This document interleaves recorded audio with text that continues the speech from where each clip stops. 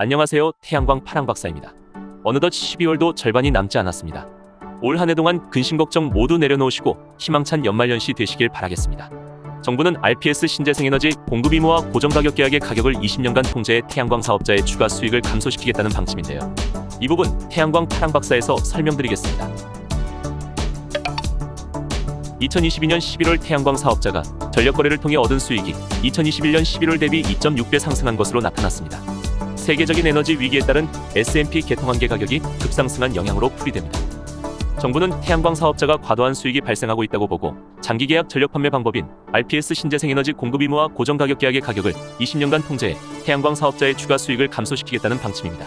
S&P 개통한계 가격은 연동비가 가장 높은 LNG의 과천연가스 연료비와 연동이 되는데 연료를 사용하지 않는 태양광 사업자가 LNG 연료비 상승의 혜택을 보고 있다는 것입니다.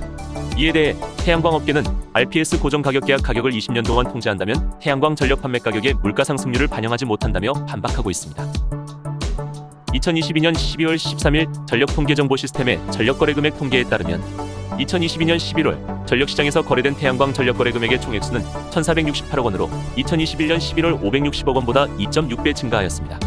올해 11월 통합 월평균 육지 S&P 가격은 킬로와트시당 240.17원으로 지난해 11월 통합 월평균 육지 S&P 가격 126.83원보다 1.9배 증가한 영향으로 볼 수 있습니다. 반면 태양광 보급 용량은 작년 11월 17,717MW에서 올해 11월 27,33MW로 17%, 3,017MW 증가에 그쳤습니다.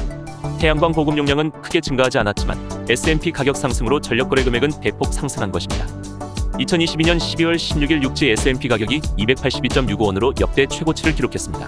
그만큼 S&P 가격이 최고 정점에 도달해 있다는 것인데요.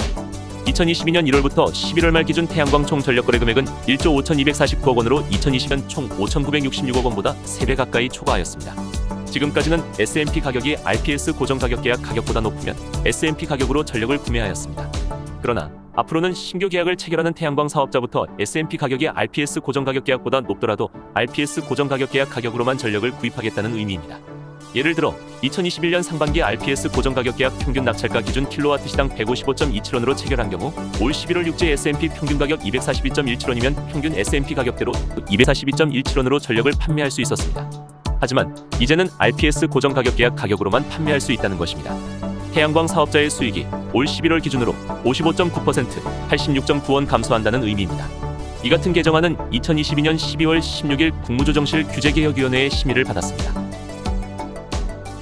현 정부 출범한 이후 태양광 산업과 시장이 많이 어려워지고 있습니다.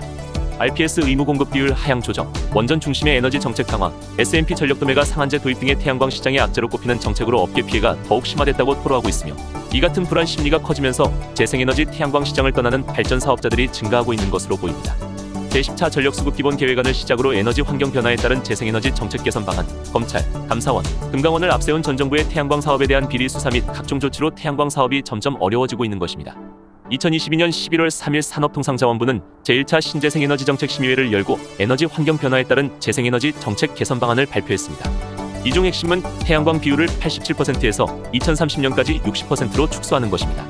2022년 8월에 공개한 제10차 전력수급 기본계획 실무안에 나온 대로 2030년 재생에너지 비중을 21.58%로 조정하기로 했습니다.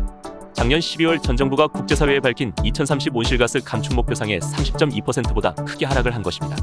이에 맞춰 2023년부터는 발전사업자가 재생에너지를 덜 공급해도 되도록 RPS 비율을 하향 조정하고 중장기적으로는 폐지할 방침이라고 합니다. 태양광 발전 사업이 어려워진 이유 중에 또 한 가지 원인은 태양광 설치 난개발에 따른 거센 주민 반발로 일선 지자체마다 개발행위허가 설치 규제를 강화한 원인입니다. 태양광 발전 사업에 관한 입지 규제를 조례에 명시한 기초자치단체는 100여 곳이 넘습니다. 지자체마다 개발행위허가 조례 규제 내용은 다 다릅니다.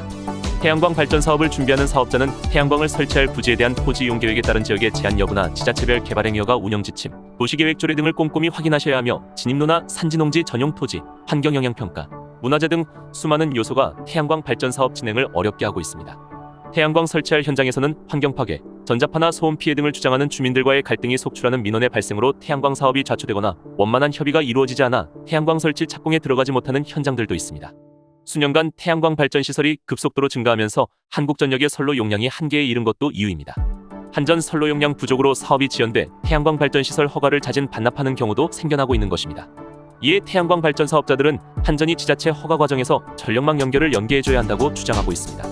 한전 역시 민간 태양광 사업자들의 요구에 따라 지난해 전담 조직 구성을 하고 한전선로 연계 문제 해소를 위한 작업에 착수했지만 변전소 건설에 소요되는 비용 부담이 커서 적극적인 대응을 못하고 있는 상황입니다. 재생에너지 비중을 감축하겠다는 것은 재생에너지 사용을 요구하는 세계적인 흐름과는 맞지 않는 것으로 판단되므로 정부에서는 세계적인 흐름에 맞춰 재생에너지 비중 목표를 다시 확대해 주시기 바랍니다. 또한 지자체에서도 태양광 발전 사업에 대한 잘못된 가짜 정보를 올바르게 이해해 주시고 더욱더 태양광 발전 사업이 활성화될 수 있도록 힘써 주시길 부탁드립니다. 저희 태양광 파랑박사에서 설명드린 태양광 발전 사업 정보가 도움이 되셨다면 구독과 좋아요 부탁드립니다. 이상 태양광 파랑박사였습니다. 감사합니다.